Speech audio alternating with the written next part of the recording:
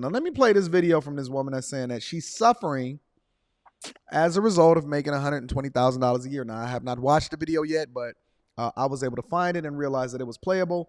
And so the video was only 3 minutes long. So let's just go ahead and get into it, and then we're going to break down the whole Ed Reed situation. Y'all, tell me why.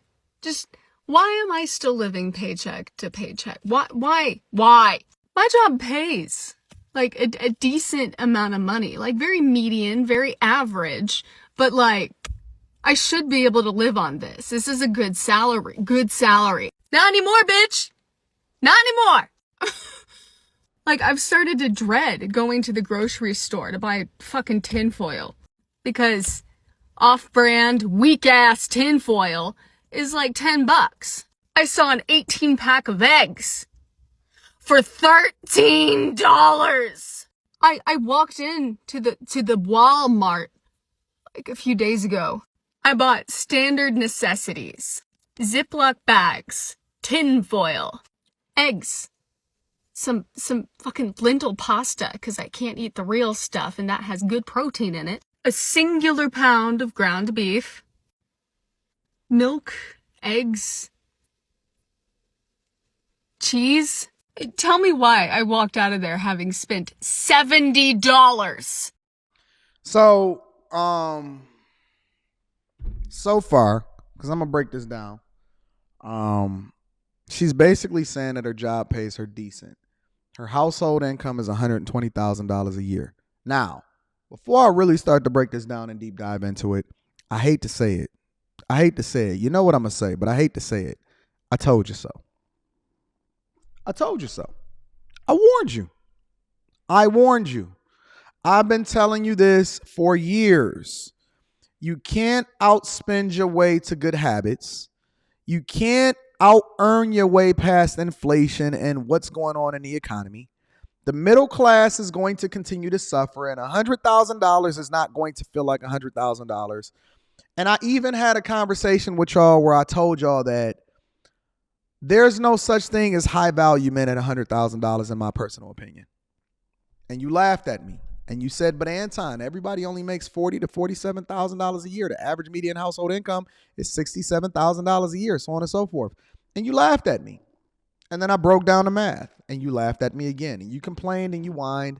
But there were some that decided that they wanted to get a coaching call. If you need to get in touch with me personally, email me at antondaniels413@gmail.com, and I'm going to get you scheduled for a Zoom call or a personal call. There are some of you that decided to join the Bag Chasers, and you've leveled up and you've doubled and tripled your income.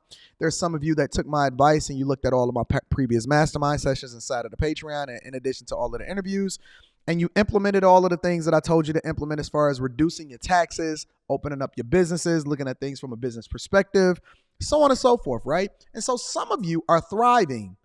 And I told you what happens in these environments is that the cost of living and inflation then separates the weak from the fake.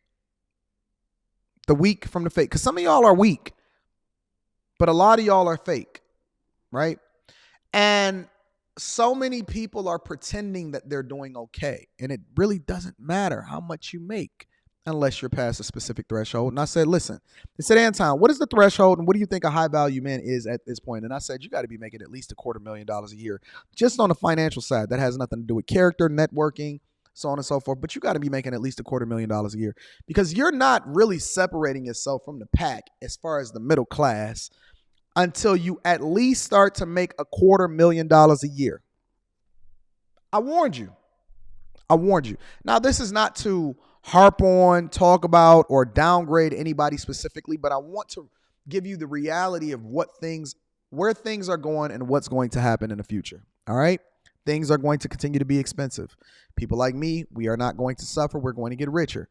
The middle class are the ones that are going to pay the majority of the taxes.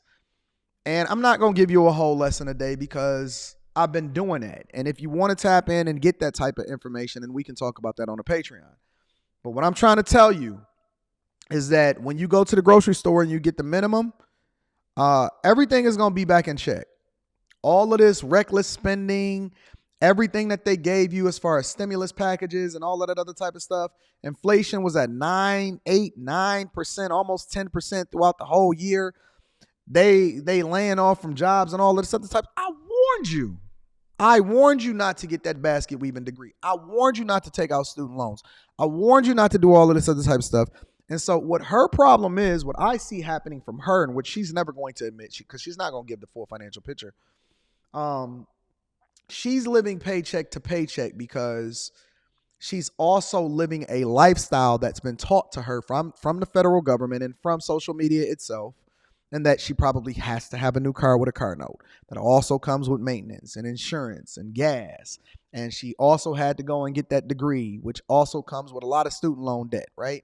She probably also got credit cards, and she probably lives in a metro area that is very, very high and expensive in order for her to be able to survive. And so you can't sit here and complain your way to success, because just because you make $120,000, which I did a whole show on that, and I said that the overwhelming majority of millennials that make $100,000 or more are living paycheck to paycheck. You are 1 to 2 paychecks away from being homeless. You are 1 to 2 paychecks away from being homeless. When I did a lot of volunteer work, I did at least 104 different volunteering sessions at the homeless shelter, right? It's a myth because they're not drug addicts. They're not degenerates. The overwhelming majority of the people that's homeless was just 1 paycheck away, 1 medical bill away, 1 life event away, 1 divorce away, 1 situation away from literally hitting the street just like everybody else. This is all a facade. It's all a facade. Everybody is pretending, except for the people that's actually getting rich. The overwhelming majority of people are pretending like they're doing better than they really are. But people are suffering. At this point, you don't have a choice but to get married, get a partner, get a roommate, get somebody. Listen, this ain't even about love no more. This is about necessity. If you want to survive, you are going to have to get married today, man. If you want to survive going forward, considering everything that's happening and the middle class is going away, you're going to have to partner up, bundle up, house up, do everything you can in order to really survive. Now, that's not necessarily addressing her issue, but I'm going to continue to hear what she got to say, and then we're going to go from there. 70. My partner and I make $120,000 combined. $120,000. That's good.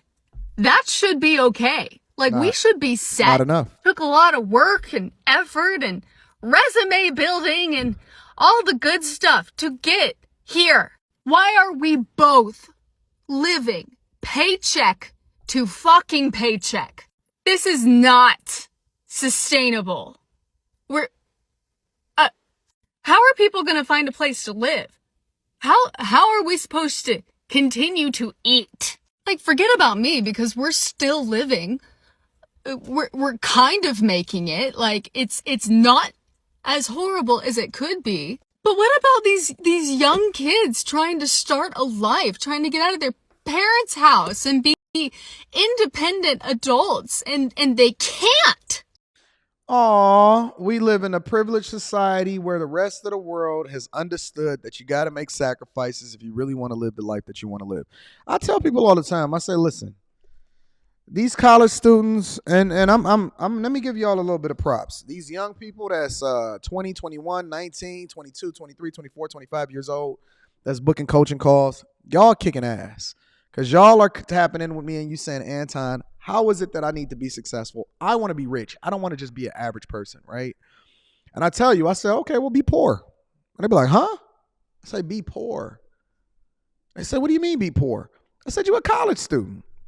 Yeah, but I want to go out and bust these hoes down. For what? Listen, make the sacrifice for the first 10 years of you actually being able to provide for yourself or get into the workforce and all of this other type of stuff of being an adult. The next 50, you can do what you want to do.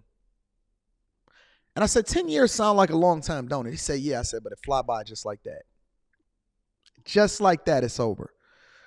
And the difference between the people that are going to be successful and the people that are going to always be playing keep up and they're going to die broke is going to be what you decide to do in the first 10 years. Do you know that The biggest momentum that you have within your 401k, within any of your investment vehicles, all of the different things that you do on a regular basis, is when you invest early, because then you give your portfolio time to actually get some traction and compound. And it's like throwing a pebble down a snowbank, down a mountain. And as it continues to roll, it just gets bigger and bigger. And now you get to the point to where you make so much money that you don't even know what to do with it. I'm going to read the super chats throughout the show. Thank you guys for contributing to the platform. You're going to be broke anyway from 20 to 30. Stop going to buy the Amiris. Put away the Balenciagas. They don't like you anyway. Don't do the purple label. You really can't afford it. Stop going to Cancun and Tulum. It's not really all of that lit anyway. Don't go to South Beach, Miami for winter break. It's not really for you. All you're going to do is get arrested and mess up your opportunities in the future. Don't buy that new car. I promise you, it's going to be there. It's always going to be a new version, even when you're 30. Don't throw all of your money towards a wedding. You shouldn't be financing weddings anyway. Don't go and buy a big ring. Me and my wife, we decided to spend about $350 on our rings when we got married, and we was making over $100,000 back in like 2004. I was making over $100,000 a year. Listen. All of the people that you're trying to impress right now, in 10 years, they not even going to remember what thing they was impressed by that they pretended to be impressed by when you was trying to impress them back then. All of the people that you think cares about you now, they don't really care about you.